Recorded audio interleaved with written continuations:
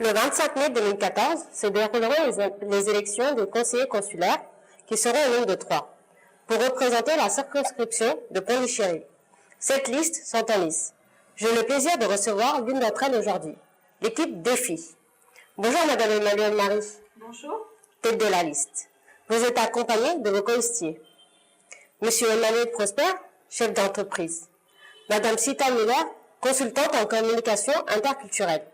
Monsieur Arnaud Paquem, chargé de communication à l'Institut français de Pondichéry.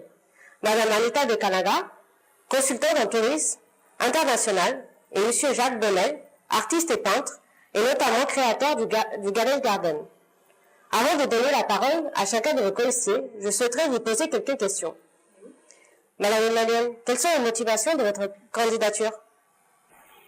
Je suis installée maintenant depuis 7 ans à Pondichéry. J'y ai créé ma société il y a 5 ans et je suis avant tout un contributeur de cette ville dans le cadre de ma société, mais également en tant que particulier. J'ai, au cours de ces 7 dernières années, contribué à accompagner un certain nombre de personnes dans leur démarche administrative, qu'il s'agisse de l'obtention de la nationalité française, qui n'est plus d'actualité à mon sens aujourd'hui, qu'il s'agisse de la constitution d'un dossier de demande d'aide sociale, qu'il s'agisse de la gestion des relations avec les services consulaires, etc., etc. Il me semble donc que ces élections, qui auront lieu le 25 mai 2014 et qui viseront à élire des conseillers consulaires, s'inscrit dans la suite logique de mon engagement. J'ai bien entendu un engagement qui ne me concerne pas uniquement, mais qui concerne l'ensemble de mes colistiers, qui sont au nombre de 5 et que je laisserai le soin de se présenter. Et nous avons décidé de retenir comme slogan pour notre équipe des compétences individuelles, une intelligence collective au service de la proximité, avec défi, ensemble, construisons l'avenir.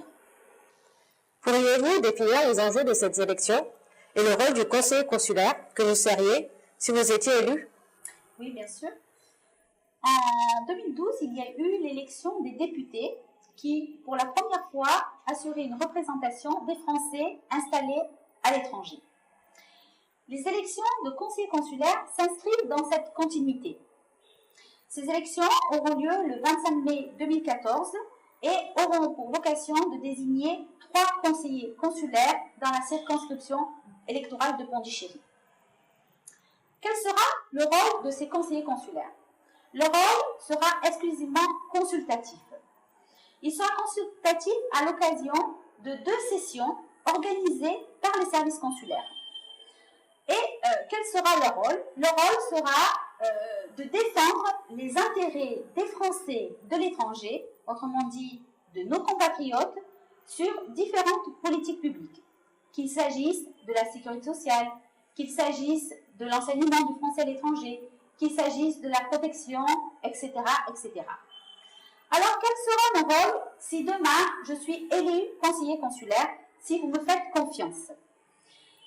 Bien entendu, je défendrai un certain nombre de vos intérêts qui portera sur les démarches administratives à assurer en relation avec les services consulaires. Mais à mon sens, notre rôle ne peut pas se limiter à ce rôle-là, qui est un rôle qui reste de base et qui relève exclusivement du bénévolat. N'importe qui peut accompagner quelqu'un dans des démarches administratives sans pour autant être élu conseiller consulaire. Mon rôle portera davantage sur des questions de fond. La protection sociale, qu'est-ce qui ne marche pas? L'enseignement du français, pourquoi c'est si cher? Etc., etc. Encore, votre programme se distingue de celui des autres. J'ai lu un certain nombre de professions de foi de mes collègues.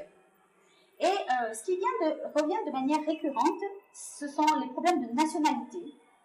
J'ai envie de dire que les problèmes de nationalité ne sont pas d'actualité aujourd'hui, parce qu'il est difficile d'obtenir la nationalité française en étant résident en Inde. Ce sont les problèmes de visa, ce sont les problèmes de relations avec le service consulaire, ce sont les problèmes de sécurité. Certes, ce sont des problèmes importants pour nos concitoyens, mais j'ai envie de dire qu'il faut aujourd'hui raisonner la problématique différemment. J'ai envie de dire, par exemple, pour l'enseignement du français. certains revendiquent la gratuité de l'enseignement du français. Mais comment cela est-il possible dans un contexte économique français extrêmement difficile aujourd'hui?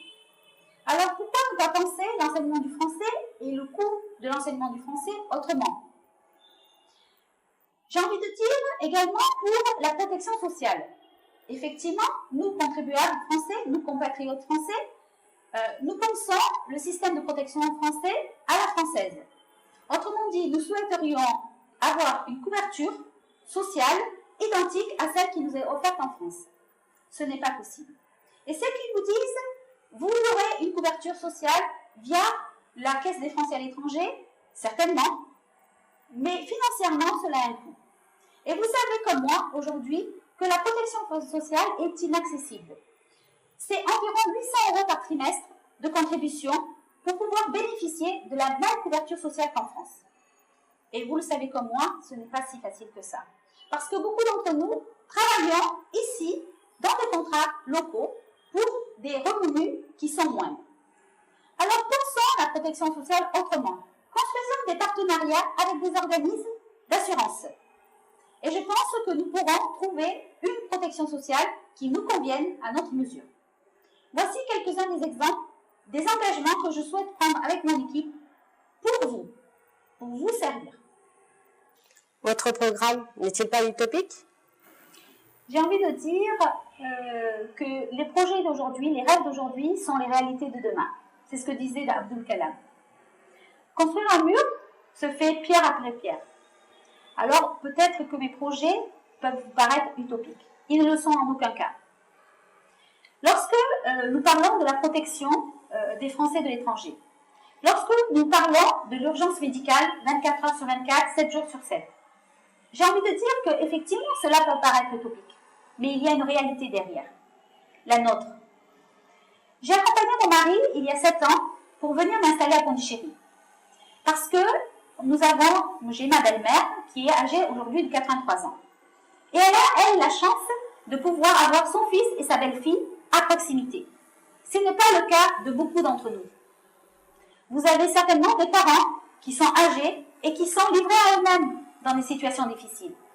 Alors l'urgence médicale peut répondre à une problématique certaine. Il suffit simplement de le vouloir et de construire ensemble. C'est un projet citoyen et solidaire.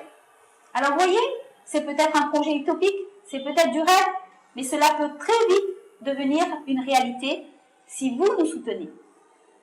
Exercez-vous une activité professionnelle en France? Oui, certainement. J'ai juste envie de vous dire que je n'ai que 48 ans et qu'il me reste 15 années d'exercice professionnel pour pouvoir prétendre à la retraite. Par ailleurs, il n'y a aucune incompatibilité entre l'exercice d'une activité professionnelle et l'exercice d'un mandat local. C'est vraiment ce qui se passe en France. Tous les élus ont également une activité professionnelle et nous sommes dans le cadre d'une élection française. Alors oui, j'exerce une activité professionnelle. Notre programme prévoit d'ailleurs des permanences hebdomadaires pour accueillir les doléances de nos compatriotes et nous nous engageons à programmer au moins 2 réunions annuelles pour vous faire un retour de l'état d'avancement des dossiers. Au-delà de cela, je ne me présente pas toute seule, Marie-Emmanuelle. Je me présente avec une équipe. J'ai 5 colistiers. 5 colistiers, avec ces 5 colistiers, nous formons une équipe à votre service. Chacun contribuant dans la gestion de vos problématiques en fonction de leur parcours professionnel et personnel, de leurs expériences. Et enfin, les conseillers consulaires ne se réunissent que 2 fois par an au sein des services consulaires. Il n'est pas nécessaire d'être présent sur les territoires 365 jours sur 365 jours. Notre équipe sera à votre écoute tout au long de l'année. Faites-nous confiance. Si vous aviez quelques mots à adresser aux électeurs, que diriez-vous? Si nous sommes élus, si vous m'élisez demain, j'ai un rôle, c'est celui de vous défendre. Mon équipe a un rôle, c'est celui de défendre vos intérêts. Mais avant, vous avez un devoir de citoyen, celui d'aller voter. Alors, allez voter le 25 mai 2014. Si vous pensez que notre programme est porteur d'avenir pour la ville de Pondichéry, votez le 25 mai 2014 pour l'équipe Défi. Merci. வாக்காளருக்கு நீங்க என்ன சொல்ல விரும்புறீங்க?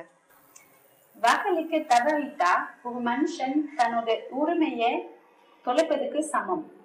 வாக்களிக்க 3 வழி இருக்கு. நேரலையோ, இணையதளம், இன்டர்நெட் அல்லது அதிகாரம் கொடுத்து வாக்களிக்கலாம். மே 25 அன்னைக்கு டெஃபிக்கு வாக்களியுங்க. நன்றி.